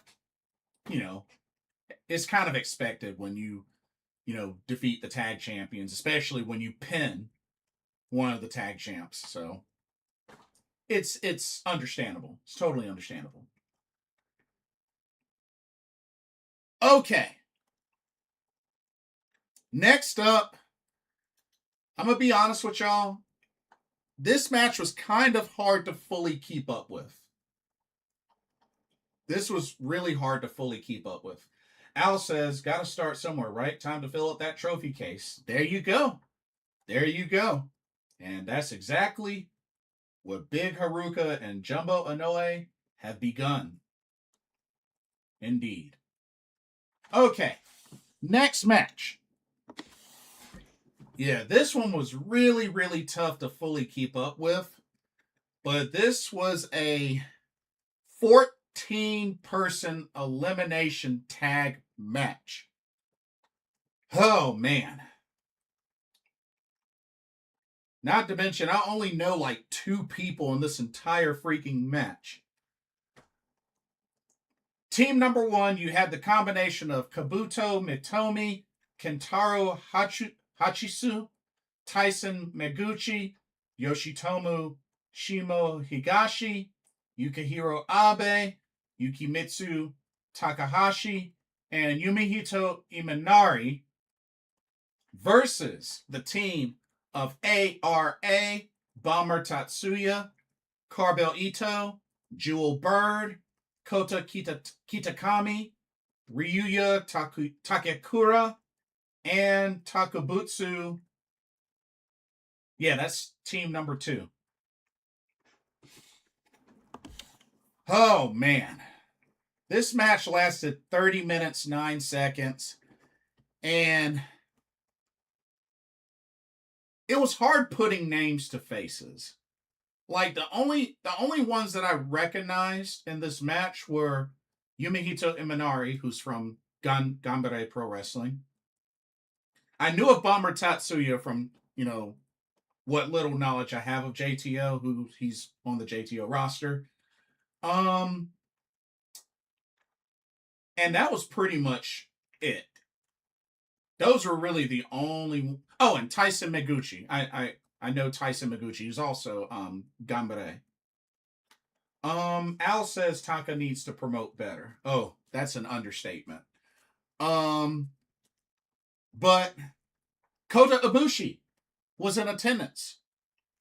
He wasn't in the match, but he was in attendance for this. I tried my best to keep up with who got eliminated and by who and all that jazz, but it just got lost in the shuffle because I was trying to keep up with everything. I mean, man, 7-on-7 when you're not familiar with everybody in the match, tough. That's why if Taka made JTO more accessible, this wouldn't be an issue. Anyways, match was action-packed. Originally, at first, ARA and Yukihiro Abe both got eliminated over the top rope at the same time. Then Carbell Ito got eliminated over the top rope. Then Jewel Bird got eliminated via pinfall. I know I'm missing some, so just bear with me. Bomber Tatsuya got eliminated via pinfall. Yumihito Inari got eliminated by pinfall. The only thing I know is the final two came down to Yukimitsu Takahashi and Ryuya Takakura, which they kind of went back and forth for quite a bunch. But when it was all said and done, Yukimitsu hit a beautifully performed Phoenix Splash onto Ryuya, pinned him for the 1, 2, 3. And ultimately, the team of, actually, this was Kota Ibushi's team, the team of Kabuto Mitomi, Kentaro Hachisu, Tyson Meguchi, Yoshitomo Shimo Higashi, Yukihiro Abe, Yukimitsu Takahashi, and Yumihito Imanari are your winners of this 14-person elimination tag match. Whew! Okay, Al's comment says, Ibushi secretly is taking Azusa the Golden Star Bomb. He already taught her the Kamagoe. Ooh, yeah, that is a good point. That is a very good point. You know, kind of sharing information, sharing tips and tricks. You gotta love it. But yeah, Yukimitsu hit a beautiful Phoenix Splash. I bet Kota Ibushi was like 2 thumbs up. But yeah. Yeah, the match wasn't terrible. It was hard to keep up with everybody because so much was going on. And the fact that I didn't know who everybody was, you know, kind of threw me for a loop. But still, the match was good. The match was still really good. Okay. Now let's get to the 2 matches that I know many people were excited about. The semi-main event and main event. Starting with the semi. As special requested by the queen of JTO herself, Azusa Inaba challenged the Phoenix Queen, Saya Kamatani, for a one-on-one non-title match in a JTO ring for the 7th anniversary. Azusa and Kamatani. And Azusa did not waste time to go on the preemptive strike on the Phoenix Queen after she got her gear off and everything. These 2 ladies went at it hard for 14 minutes and 50 seconds. Pump kicks here, pump kicks there. And just both really trying to take each other's heads off. And we have to remember these two are stablemates. They're both part of Hate. But they really went at it, and Azusa, the Queen of JTO champion, shows why she's the Queen of JTO champion in this match. Put up quite an excellent fight against Saya Kamatani, which this may or may not have been her first match ever in a JTO ring. Somebody correct me if I'm wrong, but I think this is her first JTO match. But this was a lot of fun. This was action-packed. But despite the incredible effort by the Queen of JTO, the Queen of JTO was put into the mat via a Star Crusher by the Phoenix Queen. Pinned her for the 1, 2, 3. Saya Kamatani, your winner. But a good sign of sportsmanship after the match. Of course, you know, that's her stablemate. You know, that's her stablemate. You know, her and Azusa, they're on good terms. It's all good. You know, I'm sure Kamatani felt a certain way when Azusa was like, I want to fight you. I need to fight you. But you know what? Kamatani was cool about it. It's like, okay, yeah, bring it. Let's do it. Shoot, you want to do it in JTO? Yeah, let's go. Bring it. Let's do it. You know? And that's what they did. And they put on a great match. Put on an excellent match. Very enjoyable. Alrighty. And then the main event of the 7th anniversary of Just Tap Out came down to an absolute banger for the JTO Girls Championship. The champion, Mirai, defending against who many may say is the true Queen of JTO in Tomoka Inaba. Al says, mark my words, Blitz, Azusa will be a huge star one day. Oh, I don't doubt it. I don't doubt it one bit.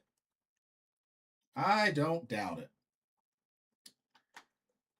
These two incredibly awesome, phenomenal Joshis went at it for 20 minutes and 27 seconds.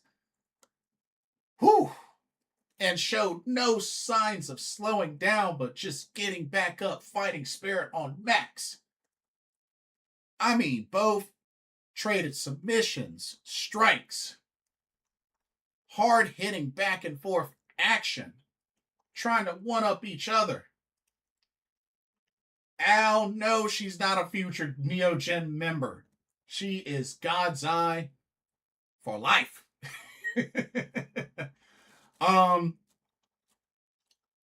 But yes, these two went at it. Put on a banger of a main event. And despite Mirai leveling Tomoka Inaba multiple times throughout this match, including hitting a pretty nasty lariat on Inaba, it would be one last big, earth-shattering PK from Tomoka Inaba to Mirai, and then put her away, pinned her for the 1-2-3, and just like that. And the crazy thing about this, y'all want to know what the crazy thing about this is? Tomoka Inaba just became the JTO Girls Champion for the first time in her career. That's right. You heard right. Tomoka Inaba became JTO Girls Champion for the first time in her career. That's crazy. That's crazy. Especially considering this is somebody that's a 4-time Queen of JTO champion. That's wild. That's wild. Somebody that's a 4-time Queen of JTO champion, I guess decided, you know what? Fine, I'll hold the JTO Girls Championship for a bit. Why not?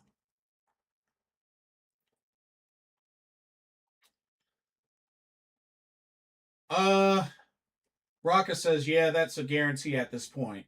What? The guarantee that she'll be a big star, or the guarantee that she'll go to Neo Genesis? I beg your pardon, it better not be no Neo Genesis. That woman is God's eye. You saw it. You saw it in her entrance where she did the kata. She didn't dance or anything like that. Tomoka Inaba is forever God's eye coded. Al says Tomoka Inaba greater than Mirai, meaning Tomoka Inaba greater than Amisore. Says who? Setsu.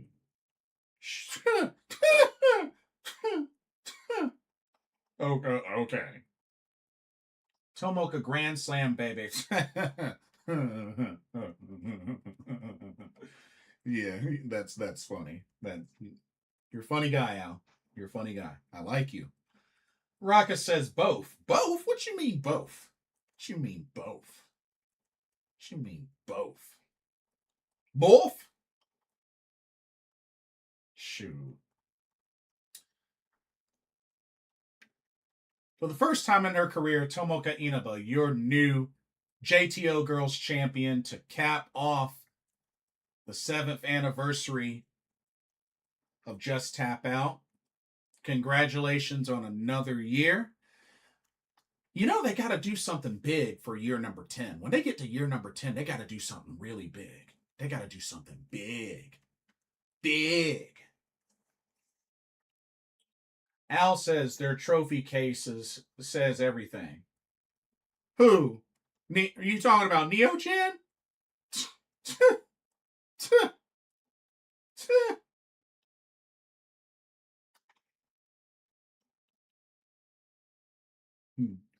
And you wonder why it took O2 Line forever to win the tag titles. Think about that.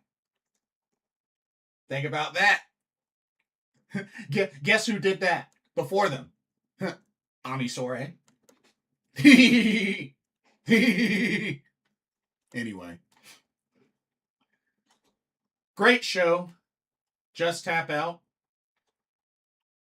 7th anniversary was a really solid show. Very happy to see that it got live streamed on YouTube. Very enjoyable. We need to see more of that. Taka, quit playing around. You play too much. Time to get serious. You play too much. Come on, let's get serious. Promote. Advertise JTO. You know, make it more available. Make it more accessible. And Pro Wrestling Wave, I haven't forgotten about y'all. Y'all need to, come on. Make it more available. Make it more available. Confetti is not user-friendly. Come on. Come on. Al says Tomoka Inaba on JTO's 10th anniversary will be named the new owner. You know what? That's actually quite possible. At this point, that's very possible. I wouldn't be mad at her. I would not be mad at her. So, I can dig it.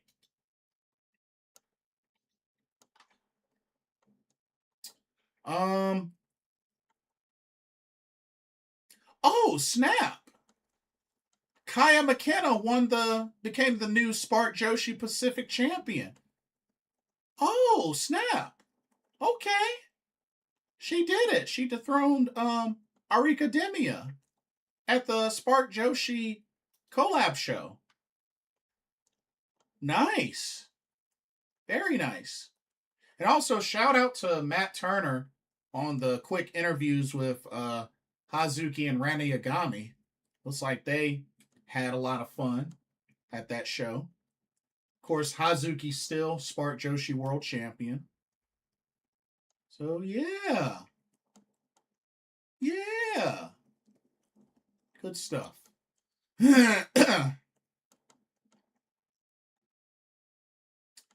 Oh, some TJPW news. So, TJPW's announced that NGT 48 member Reina Seiji will make her pro wrestling debut at the Love and Peace Pro Wrestling 2026 show on August 1st. No announcement yet on her opponent, but will be revealed at a later date. Okay. Nice. Nice. Very nice. Yeah.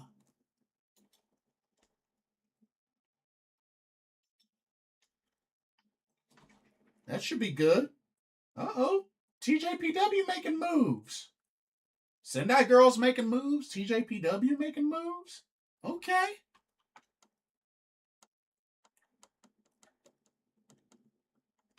I like it. I like it.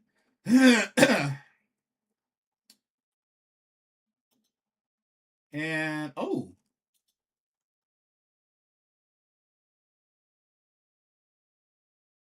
Oh, snap. So Tomoka Inaba is going to be, oh, shoot. Tomoka Inaba is going to be doing 3 birthday celebration events coming up.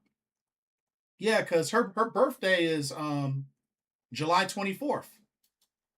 So she's going to be celebrating on July 14th at the Jaguar Bar in Hiroshima, July 21st at the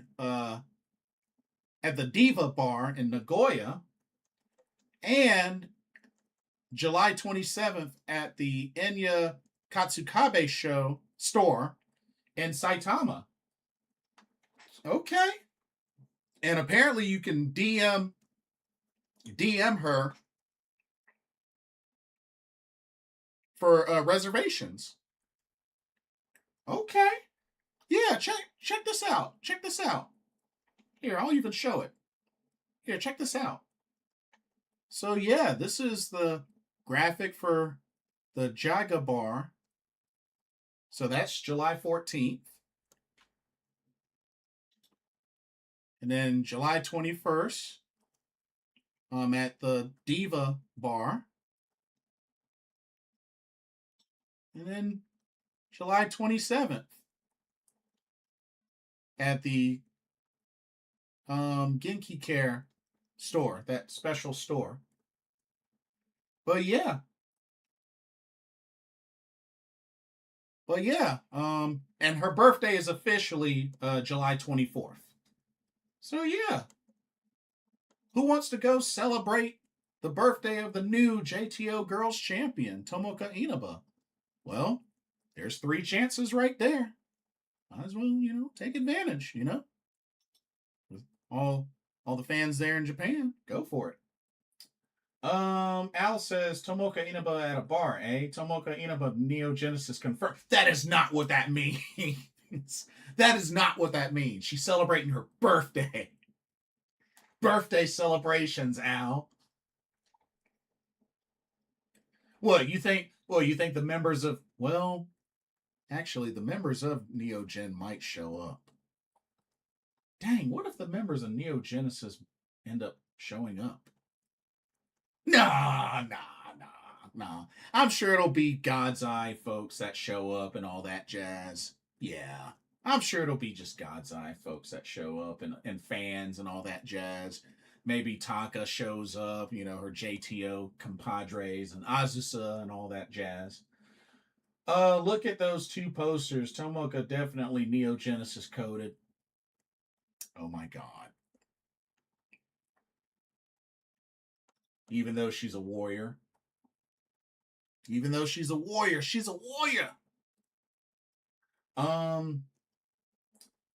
Starlight Kid will be bartending? What the heck? That's wild. Oh, snap. Oh, man. Check this out. So, announcement. Kaoru Ito's 37th anniversary show. We got some of the players announced. Okay. This will take place September 10th at Shinjuku Face. Look at some names on here. Look at this. We got Saori is on here. We got Fuwa-chan. Chi-Chi and Misakagura and Natsupoi. Yumika Hota. Let's see who else we got. Miku Kanae, Mirai, Yuri. Okay. Interesting. Very, very interesting.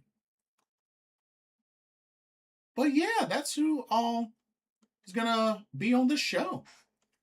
September 10th, Shinjuku Face, Kaoru Ito's 37th anniversary.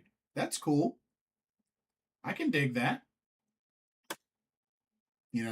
Too bad it's happening before I leave for Japan, so I'm not gonna be able to catch it. But that's cool. That's cool. Raucous with the laughing. Al says Micah will be the first one at the bar. I didn't even think Tomoka Inaba was old enough to drink. Now I'm lying. I'm totally lying. I'm totally capping. I'm totally capping. Oh, man. Yeah. But yeah. it's been a good weekend for professional wrestling. Um, you know, it's only going to get better and better. We got the G1 that kicked off. 5-star Grand Prix getting ready to kick off this weekend. The Catch the Wave tournament just finished. So, pro wrestling tournament season is alive, well, healthy, all of that. So, this is good. This is really good. Oh, okay. So it's official, y'all. It's official. Check this out. It is official. Shuri will get her shot at the Sendai Girls World Championship against Chihiro Hashimoto at Korakuen Hall on July 20th. Very nice, very nice. So she gets her title shot. It's been confirmed. Cool deal. That'll be an excellent main event for sure. Yeah.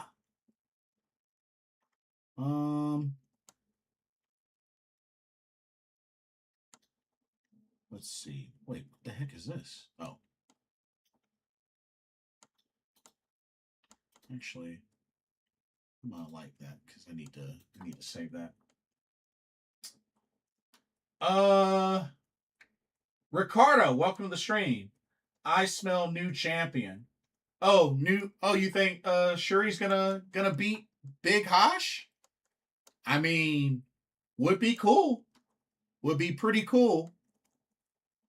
Which is interesting. Shuri has been Sendai Girls World Tag Champion before with Hikaru Shida, but she's never been Sendai Girls World Champion. So it'll be very interesting to see if she can do it. Can she do it?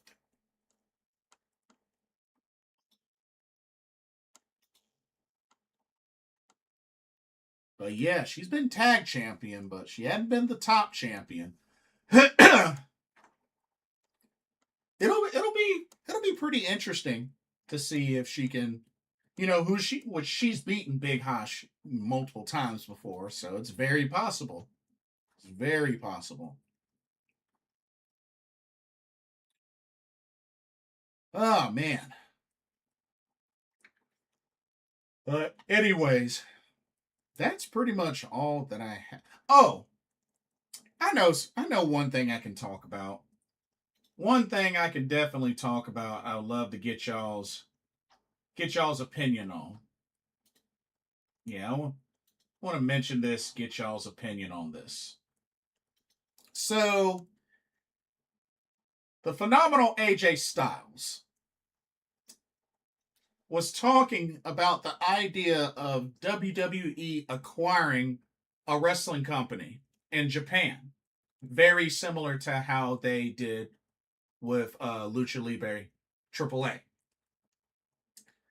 AJ Styles quotes, this is what he said, and I quote, I would love to see WWE to find a way to be in Japan, kind of like the way AAA is. We're not changing what they're doing. We're not trying to change the culture. We're just putting our spin on it. It's not them coming to WWE, but WWE has purchased a company in Japan. Now we have Japan, we have Mexico. I don't want them to come to Raw or SmackDown. I want them to be a WWE whatever in Japan. It's endless things that we could do. I believe that with the help of WWE, we would be able to revive Japanese wrestling to where it was. I would love to see it back where it's the Tokyo Dome. I'm talking about not like a WrestleMania over there. I'm just saying it's the company selling out the Tokyo Dome like it did in the early 90s. That's what I would want to see. End quote. How do y'all feel about that? How do y'all feel about the idea of WWE owning a Japanese pro wrestling promotion very similar to how they bought Lucha Libre AAA. Would love to hear what y'all have to say on that. Me personally, right now, I can't see them acquiring a Japanese promotion. I can only see them partnering up with one. I can only see them partnering up with one.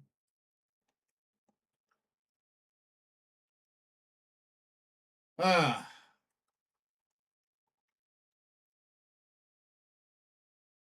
like, I could see them maybe perhaps partner maybe with Marigold or with Noah. I mean, if they could partner with Stardom, that would be pretty big if they partnered with Stardom. Um, maybe All Japan. Al says AJ Styles wants to walk that King's Road, and I mean, I get it, especially being somebody that's wrestled in Japan quite a bit. I mean, I get it, but I think it just really comes down to what it would look like. What would it all entail? You know?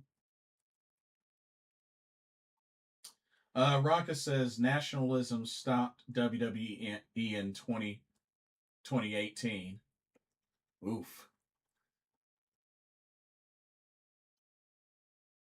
Um.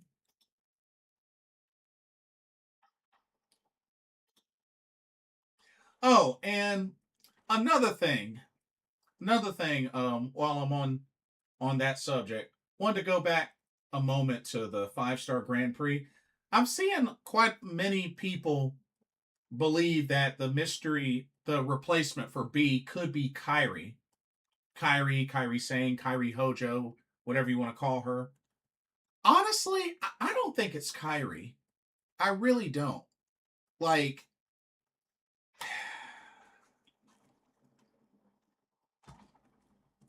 I mean, it would be nice, but I honestly don't think it's Kairi. I really don't. Because I'm really not sure if she wants to really take on a schedule like that. Not to mention, if she wants to eventually start a family, I don't think she's going to want to do that.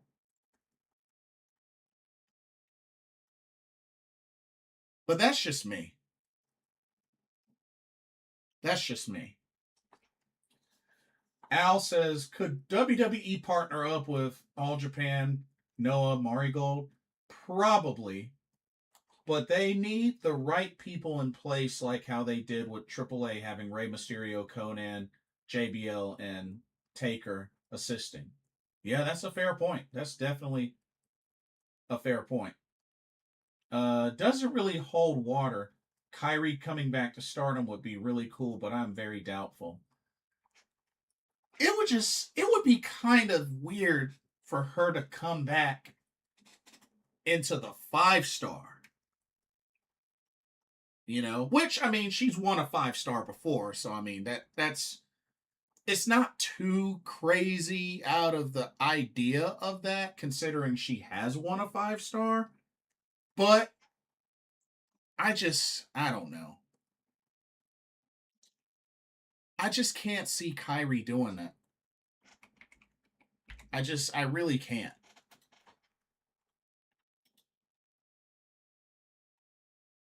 But, you know, it's a tournament she's won before, so, you know.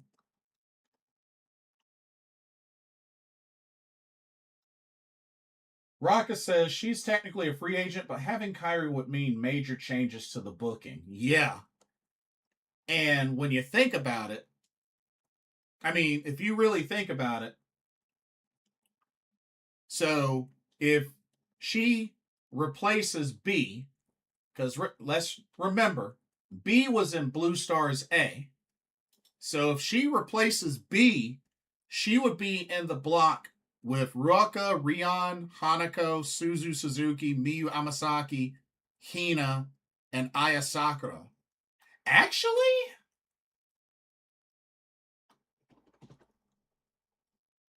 You know, if she were to be in Blue Stars A, she would make the playoffs. Because look at who she would be going up against. She would definitely make the playoffs. Probably at least as the 2 seed, at least. Because, I mean, going up against Ruka, Rion, Hanako, Suzu, Kevin, Hina, Aya. I mean, I'm not saying it's going to happen, but she would wipe the floor with everybody in that block if you really think about it. I think probably Hanako and Suzu and maybe Hina would be her toughest challenges, but, you know. Al says, Ami still wouldn't touch semifinals of this year's 5-star Grand Prix, just saying. I beg your pardon. What are you getting at, Al? What are you getting at? You leave my God's chosen big girl alone. Al says, if she does come back, Miyu Amasaki versus Kairi would be a rematch from the tag match they were in together after Kairi dog walked Miyu. This could be the chance Miyu gets her lick back. Perhaps. Yeah, perhaps. No, that's fair. But Kairi would definitely make the playoffs. At least would make the playoffs.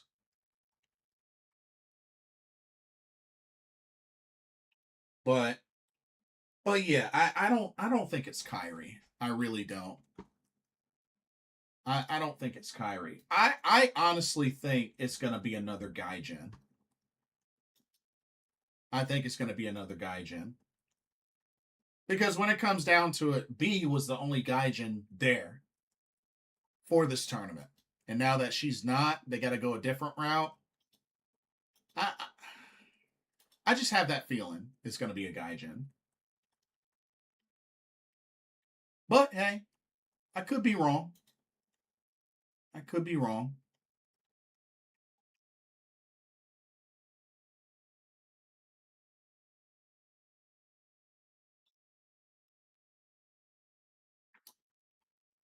But we got quite a bit to look forward to, at least coming up this upcoming weekend. I mean, a whole lot. We got Summer Sun Princess 26 for the TJPW fans. We got the start of the Stardom 5-Star Grand Prix 2026. And then just a few days after that is the beginning of the TJPW Tokyo Princess Cup 13. So we got quite a bit to look forward to this upcoming weekend. But yeah, should be good. Should be really good. Al says, realistically, I would not be surprised if they place that final spot for an in house wrestler. Well, I mean, we know it's not Shuri. We know it's not Poi, especially. They're going to be duking it out for the IWGP title. And the thing is, they're not going to have another show between now and the 18th. So, unless they do some sort of emergency, like, last chance thing, which I don't think is going to happen.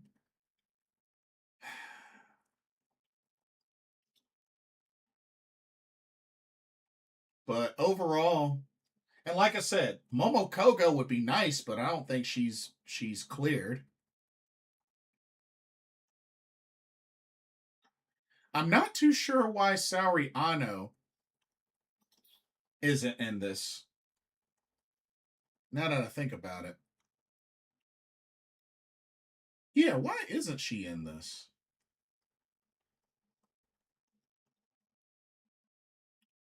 Because we know she's gonna be in the Hiroyo Matsumoto 20th anniversary show, but that's a day before the 5-star begins.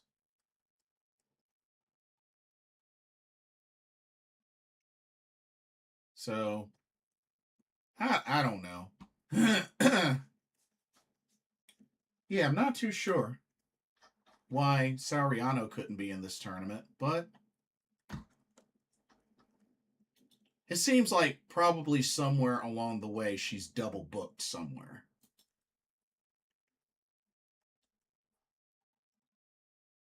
Or that she's already booked somewhere. That's what I meant to say. But I mean we'll see. We shall see. Anyway, I think that'll do it for this live stream. Um but yeah, I want to thank everybody for coming out and joining me for this live stream, chatting it up with me.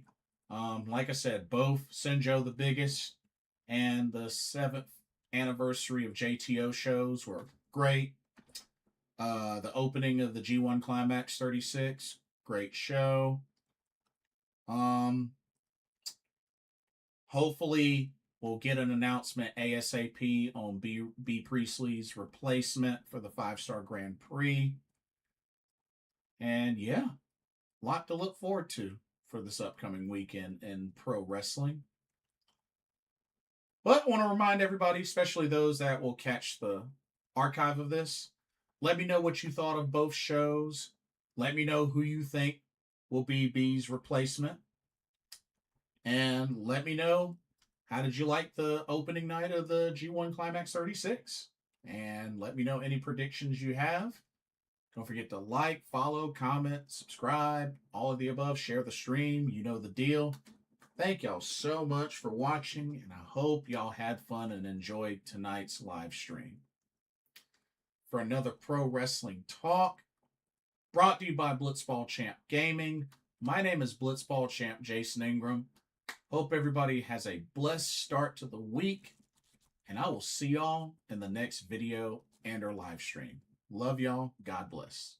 Peace.